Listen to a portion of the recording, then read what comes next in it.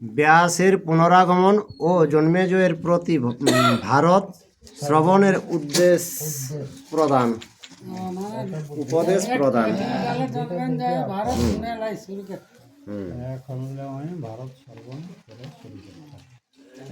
হরিঅন্তর জামে সর্বজ্ঞ শ্রী বেদ ব্যাস মুনি বর্ণনে না যাই যিনি অপ্রমিত গুণী। তো ব্যাসদেব সব কিছুটা ও জানে আল্লাহ জীবেকে অপর উপবাণী ওপর যা কিছু সংসারে ওপর কোনো জানা নাই।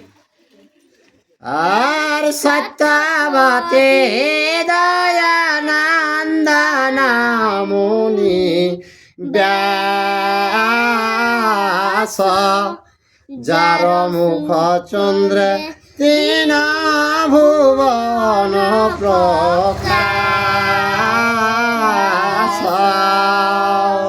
সত্যবতী পুত্র ব্যাসদেবকে তো অপর মায় সত্যবতী কো রূপটা 3 ফুটটা প্রকাশ হবে কেতটার উপমা নাকি ওপর। আর যেই মুখ পঙ্কজ গলে তো সুধাধার পানেতে মরিল প্রাণে ভব সংসার।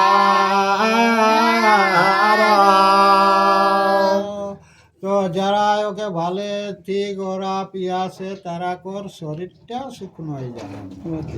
আরে কনক পিঙ্গল জটা বিরাজিত শিরে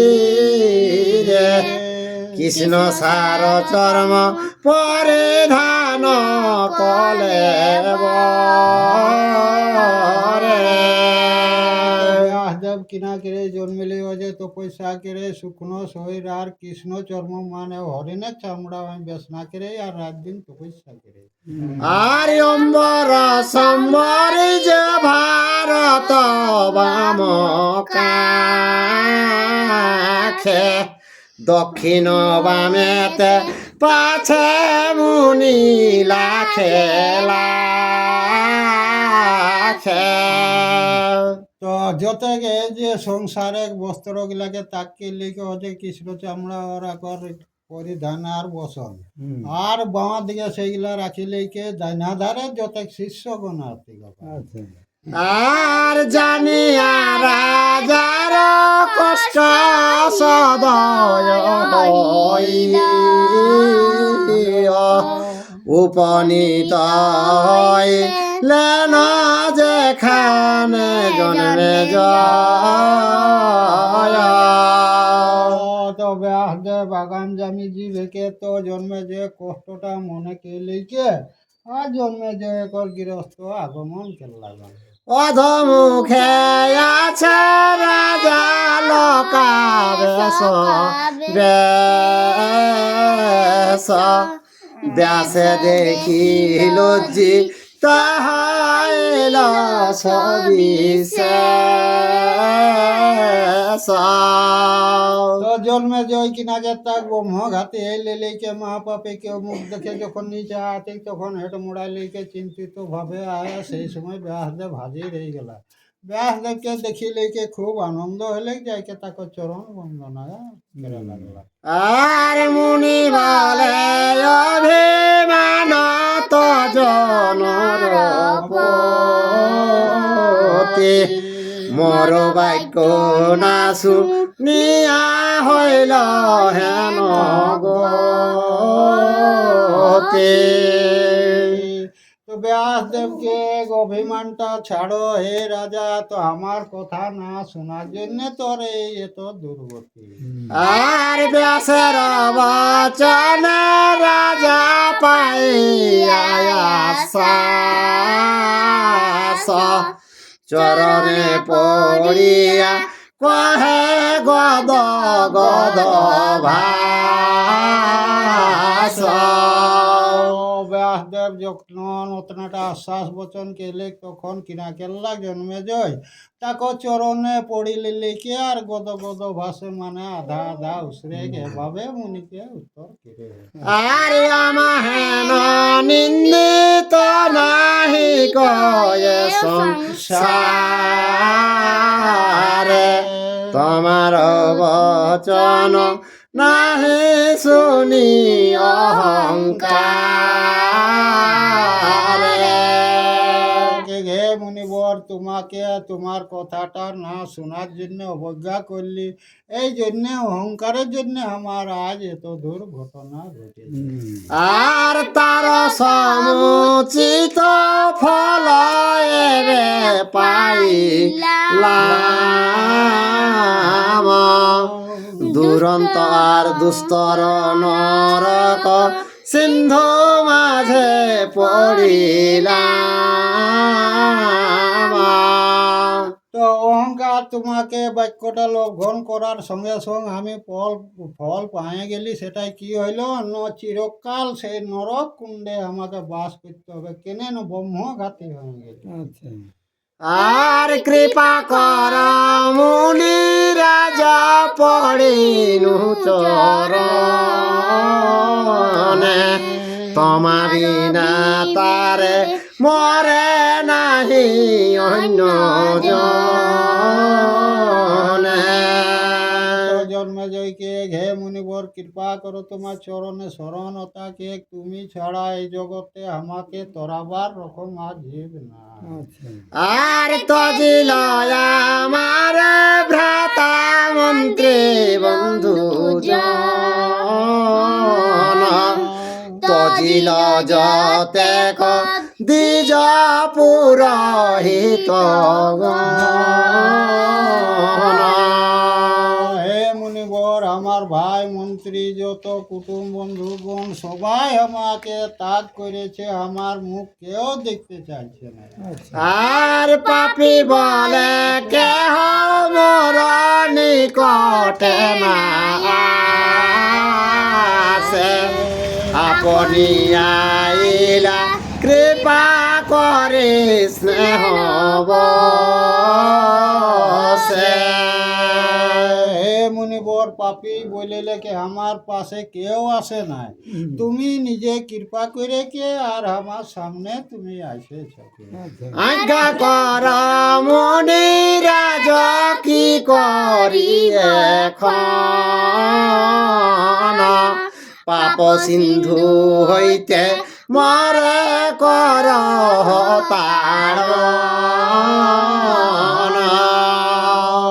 হে মুনিবর তোমার চরণ ধরছি কৃপা করো এই পাপ থেকে আমাকে যে কোনো মতে তারণ করো মুনি বলে চিত্তে দুঃখ না ভাবিও আর হইবে নিষ্পাপ ধর বচন আমার মুনিকে ঘে রাজা তুমি কোনো চিন্তা করো নাই আমার বাক্যটা তুমি ধরো ব্রহ্মবদয়াদি পাপ সব হবে ক্ষয় অসমেধ ফল পাবে নাহি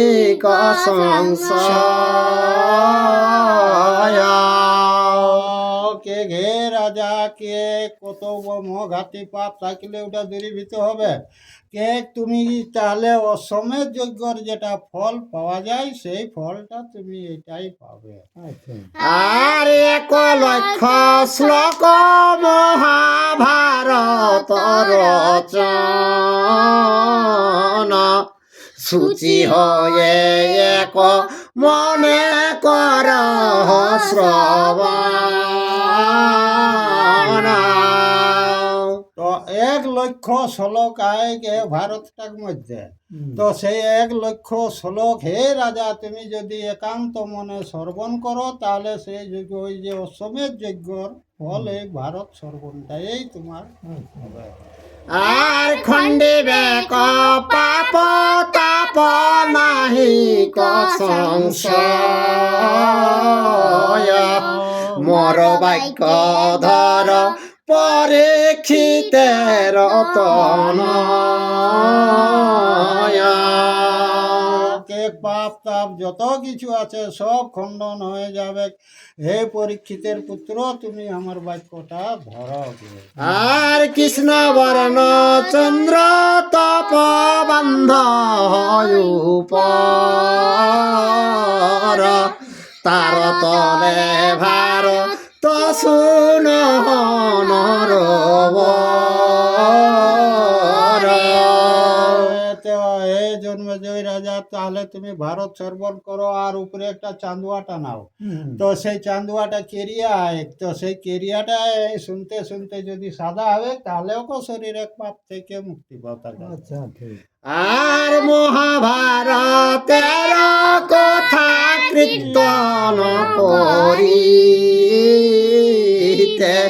কৃষ্ণ বর্ণ তজি শুক্ল হইবে নিশ্চিত। তো যেটা করো ক্রিয়া বরণ হয় সেটা শুক্ল বরণ নিশ্চয় এতে কে একান্ত মনে শ্রবণ করলে। আর তব পিতৃ পিতামহ গণের চরিত্র বিবিধয় পূর্ব কথা ভারতে গ্রথিত। হে রাজা, তোর এই পিতা পুরুষের যে কথা সেইটা তুমি শ্রবণ করো, ওইটা ভারতে গ্রন্থিত করা আছে। আর মহাপুণ্য প্রদ তত্ত্বয় তুল সংসারে করহ শ্রবণ মুক্ত হবে পাপ ভারে। তো এই সংসারে এই কর্মটা যদি করিস তাহলে অতুল তোমার সেই পাপ তাপ সকল দূরে যাবে। আর এত শুনে নৃপ মনে আনন্দিত মন, ভক্তি ভরে মুনি বরে করিয়া প্রণতে। তো জন্মেজয় রাজা ব্যাসের কথাটা মনটা আনন্দ হলে তখন বারবার ওকে চরণ ধরিকে আর ভক্তি জানাবে। আর বলিলা আমার প্রতি যদি কৃপাবান, আপনি শুনাও তবে ভারত আখ্যান। তো জন্মেজয়কে ঘে মুনিবর, তাহলে ভারত সর্বনার এখন কার মুহে শুনব? তাহলে তুমি আমাকে সেই ভারত সর্বনটা শোনাও। আর কি হেতু আমার পিতৃ পিতামহ গণ জ্ঞাতি সহ যুদ্ধ করে হইল নিধন। তো হে মুনিবর, আমার পিতামহ কিভাবে জ্ঞাতি বন্ধু কিভাবে লড়াই করে মরল সেই সকল কথাটা তুমি সকলেই শোনাও। আর আপনি আছিলা দেব শেষ সময়, তবে কেন বিবাহ দেহ এল সব ক্ষয়। তো হে মুনিবর, তুমিও তো সেই সময় কুরুক্ষেত্রের ওথা তুমিও তো ছিলে, তো ওই বিবাদটা তুমি থাকতে কেনে হইল ওদের বিবাদ? আর চিরদিন শুনিতে উৎসক মন, কহমরে মুনি বর ইহার কারণ। কে হে মুনিবর, সেই সকল পাণ্ডবদের কথাটা শোনার আমার মনের খুব আগ্রহ আছে। তো সেই সকল কথাটা হে মুনিবর তুমি বিস্তার করে শোনাও। আর মুনি বলে ভারতের কথন বিস্তার, কহিবারে অবসর নাহি কয়ামার। গোটা ভারতের কথাটা বলতে খুব বিস্তার বটে, তো আমার কিন্তু অবসর নাই তখন। আর মুনি শ্রেষ্ঠ সিয়া শ্রেষ্ঠ এই তপগণ, ভারতে আমার সমশ্রী দ্বৈপায়ন। তো কে মুনির শ্রেষ্ঠ, জ্ঞানের শ্রেষ্ঠ, এইটা কে কিনা কে বটে কিনা গেলে দ্বৈপায়ন। দ্বৈপায়ন মুনি বটে বলছে, এই দ্বৈপায়ন মুনির কাছে হে জন্মে যাই তুমি শ্রবণ করো। আর শোনা হয় আর মুখে ভারত আখ্যান, যে আজ্ঞা বলিলা রাজা করেন সম্মান। তাহলে এই আর মুখে তুমি শুনো, এই ভারত আখ্যান যত দূর আছে সেইটা এই রাজা তুমি মুক্তি পাবে। আর এত বলে মনি রাজ গেল নিজ স্থান, অনুমতি দিয়া শিষ্যে বর্ণিতে পুরাণ। ওটা ব্যাসদেব বুদ্ধিটা দিয়ে রাখলে জন্মে যাইলে কি আর ওই একর পর অন্তর্ধান কি আর চলে গেল। আর অনন্তর নিরূপবর ব্যাসের বচন, কৃষ্ণ বর্ণ চন্দ্র তপ করে ততক্ষণে। তো ব্যাসের কথাটা সব সময় রাজাগর অন্তরে জাগে, সেই কৃষ্ণ বরণ যে চান্দুয়া সেইটা টানে লিখে একর পর সেই মতোই কাজ করে শুরু করলাম। আর তার তলে বসে রাজা লরে মন্ত্রীগণ, চারি জাতি নগ রেতে শ্রেষ্ঠ যত জন।